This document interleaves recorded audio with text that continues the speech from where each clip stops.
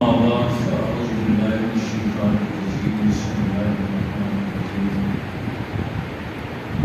قل هل يستوي الذين يعلمون والذين لا يعلمون قال النبي صلى الله عليه وسلم من يرد الله به خيرا يفقهه في الدين أو كما قال عليه الصلاة والسلام. قابل قدر اساتذہ کرام اور عزیز طلباء، آپ کے اس ادارے میں پہلی مرتبہ حاضری کی سعادت نصیب ہوئی. اگرچہ عرصے سے ارادہ تھا لیکن آج اللہ کو منظور تھا، آج حاضری ہوئی. ہمارے عزیز و محترم حضرت مولانا محمد قاسم ادریس صاحب محمد برکاتہ میں پروگرام ہے، اور ہمارے عزیز و محترم مولانا بلال صاحب بھی عرصے سے فرماتے رہے. آج اللہ نے آپ کی برکات کا موقع عطا فرمایا. کیونکہ مجھے آگے اور بھی کئی جگہوں پر جانا ہے، کئی جگہ شروع کر آ رہے ہیں اور لمبے بات کا تو وقت نہیں ہے. آپ حضرات کی شاعری سب کا رام کا اختصار کے ساتھ آپ ذرا مدرسے میں پڑھ رہے ہیں، اور یہ مدرسہ کوئی آج کی چیز نہیں، اتنا ہی پرانا ہے جتنا اسلام پرانا ہے. جس دن غار حرا کی خلوتوں میں سب سے پہلی وحی نازل ہوئی تو وہی مدرسہ بھی قائم ہو گیا. پھر یہ مدرسہ غار حرا سے منتقل ہوا مکہ مکرمہ میں پہاڑ کی چوٹی پر دار ارقم سے یہ مدرسہ منتقل ہوا مدینہ منورہ میں صفہ کے چبوترے پر، جہاں میرے آقا پڑھانے والے ابو بکر عمر جیسے پڑھنے والے، عثمان علی جیسے پڑھنے والے، طلحہ زبیر جیسے پڑھنے والے، ابی بن کعب جیسے پڑھنے والے، خالد بن ولید جیسے پڑھنے والے رضی اللہ تعالیٰ عنہم اجمعین. اس کائنات میں حضور جیسا استاد کوئی نہیں آیا، صحابہ جیسے شاگرد کوئی نہیں. اس لیے کہ آپ کسی بہت بڑے قاری سے کیوں نہ پڑھیں، قرآن اس پر نازل تو نہیں ہوا، صحابہ نے ان سے قرآن پڑھا ہے جن پر قرآن نازل ہوا ہے. آپ کسی بہت بڑے شیخ الحدیث سے حدیث کیوں نہ پڑھیں، اس کی باتیں تو حدیث نہیں، صحابہ نے ان سے حدیث پڑھی ہے جن کے اپنے ارشادات حدیث ہیں. اور پھر صفہ کی چبوترے، آج جتنے مدارس ہیں قرۂ عرض پر، مشرق مغرب عرب عجم یورپ افریقہ ایشیا میں صفہ کے اسی مدرسے کی شاخیں ہیں جو میرے آقا نے قائم کرنا ہے. اور پھر اس مدرسے کا نصاب اللہ رب العزت نے آسمانوں سے بھیجا، جبریل علیہ السلام لے کر آئے، حضور اقدس صلی اللہ علیہ وسلم پر نازل ہوا. آج ہمیں یہ کہا جاتا ہے کہ آپ اپنے مدارس کا نصاب تبدیل کرو. ہم کہتے ہیں آپ تبدیل کرو جو آپ کو لاڈ بکالے دے کر گیا ہے. ہمارا نصاب تو رب نے بھیجا ہے، جبریل علیہ السلام لے کر آئے ہیں. آپ اس نصاب کو تبدیل کرو جس نصاب کے پڑھنے کے بعد بچہ نہ دنیا کے کام کا ہوتا ہے نہ دین کے کام کا ہوتا ہے. اس کو کوئی نظریہ کوئی سوچ نہیں ملتی. بچپن میں آپ پڑھتے تھے، اس وقت انگلش میڈیم نہیں ہوتے تھے، اردو کے قاعدے ہوتے تھے، الف نارا بے بکری کاف ہوتا کھم گنجی بابا آیا آم لایا، اس طرح کا پیدا ہوتا تھا. آج ہم نے کیا کیا، اے ایپل سی کے ڈاک کر دیا، آگے خوبصورت سا کتا بنا دیا، کاغذ اچھا سا سیب بنا دیا. اور تم نے کیا، قوم کے بچے کو تم نے کوئی نظریہ نہیں دیا. اگر تمہاری سوچ ٹھیک ہوتی تو تم قوم کے بچے کو نظریہ دیتے کہ اگر الف سے ہار بنتا ہے، الف سے اللہ بھی تو بنتا ہے، بے سے بکری بنتی ہے، بے سے بسم اللہ بھی تو بنتا ہے، کاف سے کینچی بنتی ہے، کاف سے قرآن بھی تو بنتا ہے، نون سے نارنگی بنتی ہے، نون سے نماز بھی تو بنتی ہے، میم سے موچی بنتا ہے، میم سے مسجد بھی تو بنتی ہے. کیا ضرورت تھی اس کو کتا بلی سکھانے کی؟ وہ تو گلی کوچوں میں دیکھ ہی لیتا. لیکن تم نے اس کے دل کی تختی پر رب کی عظمتوں کو نقش کرنا تھا، وہ تم نے نہیں کیا.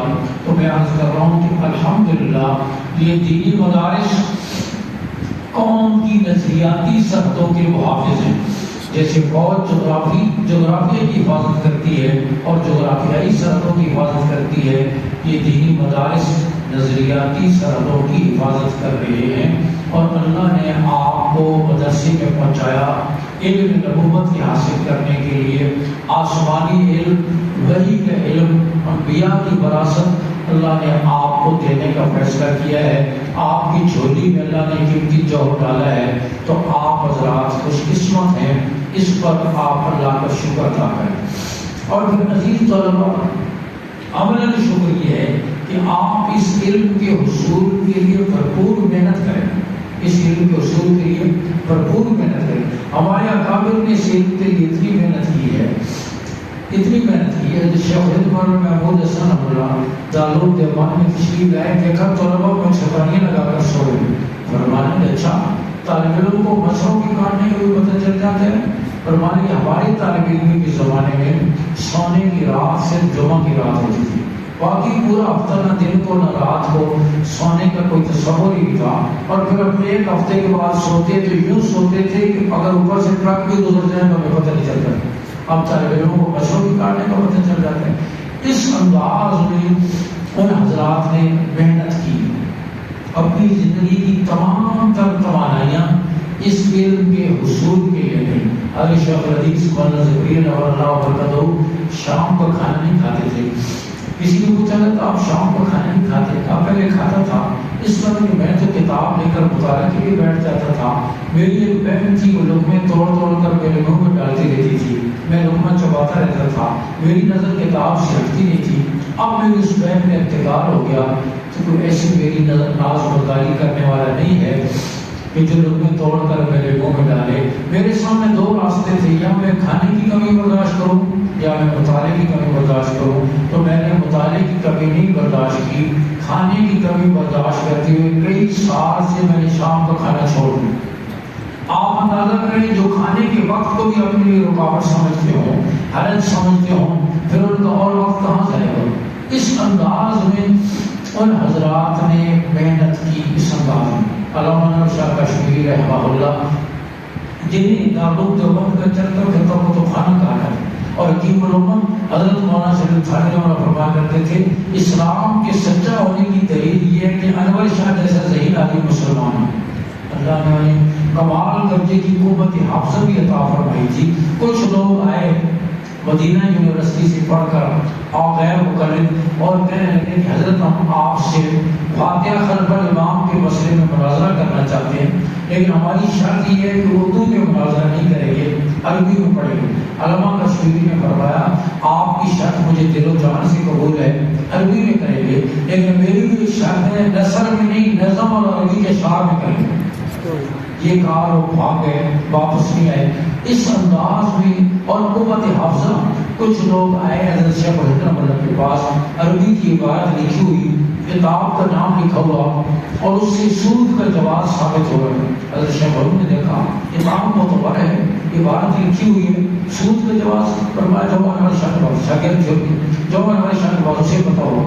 وہ لوگ آئے، علامہ کشمیری نے وہ عبارت دیکھی، کہا تم لوگوں نے خیانت کی، اصل عبارت یہ نہیں ہے کہ تم نے کی، اصل عبارت یہ ہے تم نے اس سطر میں اس لفظ میں خیانت کی ہے، اور یہ عبارت فلاں کتاب کی فلاں جلد کے فلاں صفحے پر لکھی ہوئی ہے، اور یہ کتاب میری فلاں الماری کے فلاں خانے میں پڑی ہوئی ہے، اور یہ کتاب میں نے آج سے 36 سال پہلے پڑھی تھی۔ 36 سال پہلے پڑھی جانے والی کتاب کی جلد یاد، صفحہ یاد، عبارت یاد، عبارت میں ہونے والی تبدیلی کا ادراک اور احساس۔ اس انداز میں انہیں اللہ نے قوت حافظہ عطا فرمایا تھا، لیکن ساتھ شوق ایسا تھا کہ خبر مشہور ہوئی کہ علامہ کشمیری کا انتقال ہو گیا۔ یہ خبر سن کر علامہ شفیع عثمانی کا ملا یہ حضرات ان کے محلے میں پہنچے، ابھی فجر کی نماز ختم ہوئی تھی، تھوڑی تھوڑی روشنی تھی، اچھی طرح روشنی بھی نہ ہوئی تھی۔ محلے میں پہنچے تو پتہ چلا کہ خبر غلط تھی، انتقال تو نہیں ہوا، البتہ بیماری شدید ہے۔ یہ حضرات ان کے گھر کے صحن میں داخل ہوئی ہے تو دیکھا کہ علامہ کشمیری جزانوں بیٹھ کر کتاب کو آنکھوں کے قریب کر کے کتاب کا مطالعہ کر رہے ہیں۔ وہ بیماری جس میں موت کی خبر مشہور ہو رہی ہے۔ علامہ عثمانی عرض کرتا ہے کہ حضرت اس حال میں کتاب کے دیکھنے کی کیا ضرورت تھی؟ اگر کوئی مسئلہ دیکھنا تھا ہم شاگرد بڑھ گئے تھے، آپ ہمیں حکم فرماتے ہم دیکھ لیتے۔ فرمانے لگے شبیر احمد علم کے سیکھنے کا بھی ایک روگ ہے، یہ بھی ایک بیماری ہے، جس کو لگ جاتی ہے موت کے سوا کو اور چیز نہیں چھوڑا سکتے۔ زندگی کی آخری سانس تک انہوں نے اس انداز پر اس علم پر محنت کی. تو عزیز طلباء اس علم پر آپ بھرپور محنت کریں، اپنی تمام تر صلاحیتوں کو لگائیں. بقدر القدر تکتسب المعالی، من طلب العلا سہر لیالی، تطلب العلا وتنام لیلا، یغوص البحر من طلب العالی. مشقتوں کے بقدر بلندیاں حاصل ہوتی ہیں، اور جو بلندیوں کے طالب ہوتے ہیں وہ راتوں کو جاگا کرتے ہیں. تو بلندیوں کو طلب کرتا ہے اور راتوں کو سو جاتے ہیں. فرمایا یغوص البحر من طلب العالی، جو سمندر کی طرح کے موتی چاہے اسے تو ہوتا لگانا پڑتا ہے. اس لیے عزیز طلباء محنت کو اپنا شعار بنائیں. یہ دور گزارے کا دور نہیں ہے بلکہ کمال پیدا کریں. علم میں، عمل میں، اخلاق میں. قرآن مجید پڑھ رہے ہیں تو اس میں کمال پیدا کریں. جہاں الحمدللہ اصلی تعلیم دی جاتی ہے اس میں کمال پیدا کریں. اپنے اندر صلاحیت پیدا کریں. یہ دور گزارے کا دور نہیں ہے بلکہ یہ دور کمال کا ہے. ہمارے استاد محترم رحمہ اللہ سے سب سکول بھی کہنے لگے ایک دفعہ، اس دنیا میں چیزیں کمیاب کی قدر ہے. کامیاب کا معنی کم ملنے والی. اس دنیا میں چیزیں کامیاب، جو چیز کم ملتی ہے اس کی قدر ہوتی ہے. اس دنیا میں چیزیں کمیاب کی قدر ہے. ستارے بہت ہیں لیکن بدر منیر کی قدر ہے. اس کے عزیز طلباء کمال پیدا کریں اور اپنے اندر علم کا، عمل کا کمال پیدا کریں. اس علم کی محنت کے ساتھ آپ اپنے اندر عمل کا جذبہ پیدا کریں کہ اس علم کے ذریعے اللہ سے تعلق نصیب ہو جائے. یہ علم اللہ والا بناتا ہے. اس علم کی خوبی یہی ہے، اس علم کے ذریعے اللہ سے اپنا تعلق پیدا کریں. اعمال کا پورا اہتمام کریں. مدرسے میں آپ کو کوئی فکر نہیں ہے، آٹا مہنگا ہوتا ہے، سستا ہوتا ہے، بجلی مہنگی ہے، وہ اساتذہ جانے، آپ کے محترم صاحب جانے. آپ کو اس سے غرض نہیں، آپ نے صرف پڑھنا ہے اور اس پر عمل کرنا ہے. مدرسے میں رہ کر بھی اگر آپ کی تکبیر الاولیٰ فوت ہو جائے، مدرسے میں رہ کر بھی اگر آپ اتباع سنت کا اہتمام نہ کریں تو پھر کون سا وقت اور کون سی جگہ ہوگی جہاں آپ اس کا اہتمام کریں گے. اس لیے یہ نیت کریں کہ آپ کی ہر نماز تکبیر الاولیٰ کے ساتھ ہو. اور ہمارے اکابر اس کا کتنا اہتمام کرتے تھے. حضرت مولانا رشید احمد گنگوئی رحمہ اللہ دارالعلوم دیوبند کے سالانہ جلسے میں تشریف لائے. تالاب کے وضو کر کے اٹھے، لوگوں نے مسافر کرنا شروع کر دیا. ادھر سے جماعت کھڑی ہو گئی، سب میں پہنچتے پہنچتے تکبیر الاولیٰ چلی گئی. نماز کے بعد کسی نے دیکھا حضرت بڑے افسردہ غمگین بیٹھے ہیں. کچھ حضرت کیوں غمگین بیٹھے ہیں؟ فرمایا آج پورے 21 سال کے بعد میری تکبیر الاولیٰ فوت ہو گئی. اس کے غم میں بیٹھو. ہماری تو 21 دیر بھی نہیں چلتی. آپ دیکھیں ان کی کتنی تصنیف کی، تدریس کی، تعریف کی، تصور کی، تحریکوں کی، کتنی ان کی مصروفیت، لیکن اس کے باوجود ان کی تکبیر الاولیٰ ہو، تکبیر الاولیٰ کے ساتھ نماز پڑھیں. اور نوافل کا جب وقت ہو نوافل کا اہتمام کریں. سبق چھوڑ کر نہیں، ہاں سبق کے علاوہ جو آپ کا وقت ہو نوافل کا. میں اپنے طلباء سے کہتا ہوں جس دن سے ہمیں پتہ چلتا ہے نا کہ نفل زائد چیز کو کہتے ہیں اسی دن سے نفل چھوڑ دیں. اور کہنا یہ باہر کے لوگ ہی دنیا دار، یہ تو جب ان کو پتہ نہیں ہے کہ نفل کی کیا حیثیت ہے. وہ تو ہمیں پتہ ہے کہ نفل زائد جس دن سے پتہ ہے اسی دن سے نفل چھوڑ دیتے ہیں. حالانکہ جب جیسے نفل کا معنی ہمیں پتہ ہے تو یہ بھی تو ہمیں معلوم ہے، حدیث میں آتا ہے کہ نوافل کے ذریعے اللہ کا قرب نصیب ہوتا ہے، اللہ کا تعلق نصیب ہوتا ہے. اور اللہ فرماتے ہیں میں اس کی آنکھ بن جاتا ہوں جس سے دیکھے، کان بن جاتا ہوں جس سے سنے، زبان بن جاتا ہوں جس سے بولے. یہ اس کے کام میری مرضی کے تابع ہو جاتے ہیں. اور آخرت میں فرضوں کے بعد نفلوں کا حساب ہوگا. یہ بھی آپ کی تو ہمارے پیش نظر رہے. اس لیے نوافل کا اہتمام، قرآن مجید کی تلاوت کا اہتمام اور اتباع سنت کا اہتمام، سر سے لے کر پاؤں تک ہمارا ہر عمل سنت کے مطابق ہو اور ہمارا کوئی وقت ضائع نہ ہو. عزیز طلباء یہ آپ کے بننے کا وقت ہے. ان اوقات میں آپ بھرپور محنت کریں گے اور بھرپور کوشش کریں گے تو انشاءاللہ ہر دن میں آپ کی علمی سطح بڑھے گی، اللہ کے تعلق میں اضافہ ہوگا، حضور صلی اللہ علیہ وسلم کی محبت میں آپ کی اتباع میں اضافہ ہوگا. اور پھر یہ نیت ہو کہ انشاءاللہ ہم نے زندگی بھر دین کی خدمت کرنی ہے.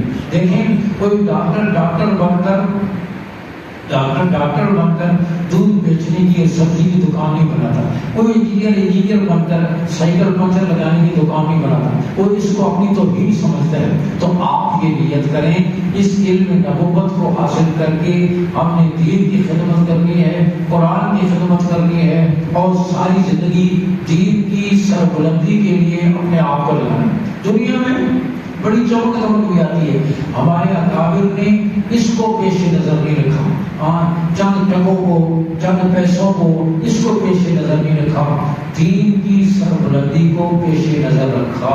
ہمیشہ انہوں نے قریب کے دور میں پنجاب کے سابق وزیر اعلیٰ کے ساتھ ہمارے مذاکرات تھے، تو وزیر اعلیٰ حضرت اقدس حضرت مولانا سلیم اللہ خان عمر سے کہنے لگے حضرت ہم نے پنجاب گورنمنٹ کے لیے بڑے اچھے جنریٹر امپورٹ کیے ہیں، میں چاہتا ہوں کہ ایک جنریٹر آپ کو پیش کروں۔ حضرت نے کبھی اس کا دامن یوں کیا اور فرمایا کہ وزیر اعلیٰ صاحب اس دامن پر آج تک کوئی داغ نہیں ہے اور میں چاہتا ہوں اور تک بھی کوئی داغ نہ لگے۔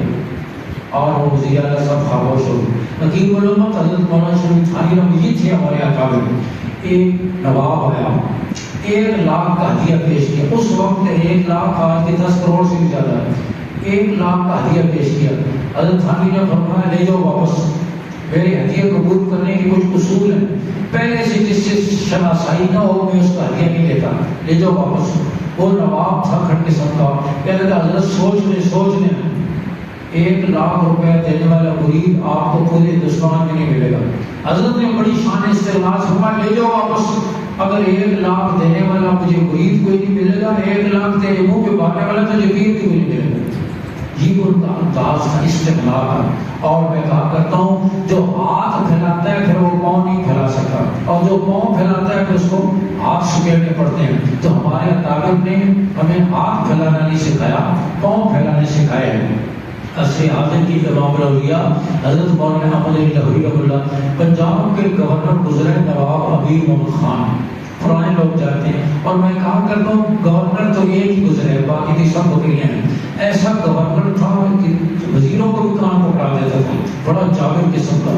اس نے حضرت لاہوری سے کہا حضرت میری بیٹی کا نکاح ہے، آپ نے پڑھانا ہے۔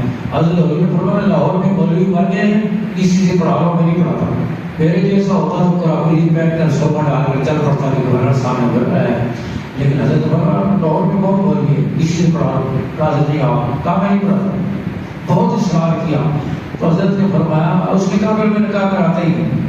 حضرت نے جب اس نے بہت اصرار کیا فرمایا پھر میری 3 شرطیں ماننی پڑے گی، اپنی سواری پر جاؤں گا، اپنی سواری پر آؤں گا، تیری سواری قبول نہیں کروں گا۔ دوسری بات یہ میرے پہنچنے سے پہلے تو یہ گورنر ہاؤس کے گیٹ پہ موجود ہونا چاہیے تاکہ اس کے تکبر کو علاج ہو جائے۔ تیسری بات یہ کہ میرے کو ہدیہ قبول نہیں کروا۔ تینوں شرطیں اس نے قبول کی۔ حضرت نے آنے جانے کا تاغا بک کرایا، لاہور کے مال روڈ پر تاغا جانے کی اجازت نہیں ہے۔ پہلی دفعہ تاغا مال روڈ میں چلا گھوڑا لیڈ کرتا ہوا اور گورنر ہاؤس کے سامنے پہنچے۔ گورنر صاحب پہلے سے موجود تھے، نکاح پڑھایا، واپس آنے لگے تو گورنر کہنے لگے صدر ایوب خان آ رہے ہیں، میں چاہتا ہوں آپ کی اس سے ملاقات کروں۔ حضرت نے فرمایا میرا تو اس کوئی کام نہیں ہے، کہا کچھ علماء ملنا چاہتے ہیں، میں چاہتا ہوں آپ کی ملاقات کروں، کہا ان کو کوئی کام ہوگا اس لیے ملنا چاہ رہے، میرا تو اس سے کوئی کام نہیں۔ واپس آئے، واپس آنے لگے، گورنر کہا میری گاڑی موجود ہے، آپ کو گھر چھوڑیں، میں تاغا بار کرایا، تاغے میں بیٹھے، واپس آ گئے۔ حضرت نے ہاتھ سکیڑے، پاؤں پھیلائے۔ کچھ دنوں کے بعد گورنر حضرت نے فتویٰ دیا، گورنر کو راس نہ آیا، گورنر نے بلایا حضرت یہ فتویٰ واپس لے لیں۔ انہوں نے فرمایا یہ قبولی تاجر نہیں ہے، میں خرید کر واپس کر دوں، یہ فتویٰ نہیں ہے، میں دے چکا ہوں اور کل لاہور کے گلی کوچوں میں عام ہو جائے گا۔ یہ کہہ کر حضرت اٹھے، واپس گورنر پیچھے آیا، کہنا حضرت میری گاڑی اور ڈرائیور موجود ہے۔ حضرت نے پلٹ کے دیکھا، فرمایا تیری گاڑی میں قدم رکھنا میں اپنے جوتے کی توہین سمجھتا ہوں۔ میں عرض کر رہا ہوں یہ ہمارے اکابر نے ہمیں ایک طرز دیا استقلال کا، خودداری کا، محنت کا، اتباع سنت کا، اللہ کے تعلق کا۔ اس کو پیش نظر ہم اپنے اکابر کی زندگیوں کو پڑھیں، ان کے حالات کو پڑھیں، اس سے آپ کو علم کا شوق بھی آئے گا، اتباع سنت کا جذبہ بھی پیدا ہوگا، اور وہ جذبے بھی آپ کے سامنے زندہ ہوں گے. اور پھر عزیز طلباء یہ راستہ حدیث میں دین ادب اور کلو دین سارے کا سارا ادب کا نام ہے. اپنے اساتذہ کا ادب، کتاب کا ادب، درسگاہ کا ادب، کاغذ کا ادب، قلم کا ادب. اور اساتذہ کی دعائیں لیں. دعا کرانے کی چیز نہیں ہوتی، دعا لینے کی چیز ہوتی. ایسے کام کریں کہ آپ کے اساتذہ کے دل سے خود آپ کے لیے دعائیں نکلیں. دعا کرانے کی چیز نہیں. اور ہمارے اکابر جو بنے ایسے بنے. حضرت شیخ مولانا محمود اسلام گرفتار ہوئے، مالٹا کے جزیرے میں پہنچے. ان کی شاگرد حضرت مدنی بھی گرفتار ہوئے. انگریز نے انہیں دوسری جگہ پر رکھا. حضرت مدنی جیل اور پرانوں سے کہنے لگے جہاں میرے استاد اور شیخ ہے مجھے بھی وہیں رکھو. وہ بوڑھے ہیں، جوڑوں کے درد کے مریض ہیں، ان کو خدمت کی ضرورت ہے، میں ان کی خدمت. حالانکہ حضرت مدنی کو پتہ تھا کہ مالٹا کا جزیرہ بڑی سخت جگہ ہے اور وہاں کی قید بہت سخت ہے. خود کہہ کر وہاں گئے، سخت سختی. حضرت شیخ 90 سال کی عمر رسیدہ، جوڑوں کے درد کے مریض. مدینے کا پانی ٹھنڈا ہے. شیخ رات کو تہجد کے لیے اٹھتے ہیں، گرم کرنے کے یہاں کوئی انتظام نہیں. حضرت مدنی نے لوگ برتن میں پانی ڈالا اور پیٹ اور رانوں کے درمیان یوں رکھ کر ساری رات بیٹھے رہے. سہری پہ پانی پیش کیا تو پانی مناسب تھا. حضرت شیخ نے پوچھا حسین احمد مالٹا کی اسپیس اور اس پانی میں تم نے پانی گرم کیسے کر لیا؟ حضرت مدنی فرمانے حضرت کی لکڑی اور چولہے پر گرم نہیں ہوا، حسین احمد کے بدن کی حرارت سے گرم ہوا ہے. میں ساری رات لے کر بیٹھا رہا اور سویا نہیں. حضرت شیخ ولید نے دعا کے لیے ہاتھ اٹھائے. خود تو شیخ الہند شاگرد شیخ القرآن بنا جب بن گئے. عزیز طلبہ یہ راستہ دعاؤں کا ہے. اساتذہ کی دعائیں لیں اور بڑوں پر اعتماد کریں. اپنے اکابر کے حالات زندگیوں کو پڑھیں اور الحمدللہ ہمارے اکابر علم میں، عمل میں، اتباع سنت میں بہت آگے. کسی نئی تحقیق کی ضرورت نہیں. ان پر اعتماد کریں اور اس کے مطابق زندگیاں گزاریں. اپنی تمام تر صلاحیتیں اللہ تعالیٰ آپ کو علم کے رسوخ، علم کی برکتیں نصیب فرمائے. اس ادارے کو اللہ اور زیادہ مقبولیت نصیب فرمائے. الحمدللہ رب العالمین والعاقبۃ للمتقین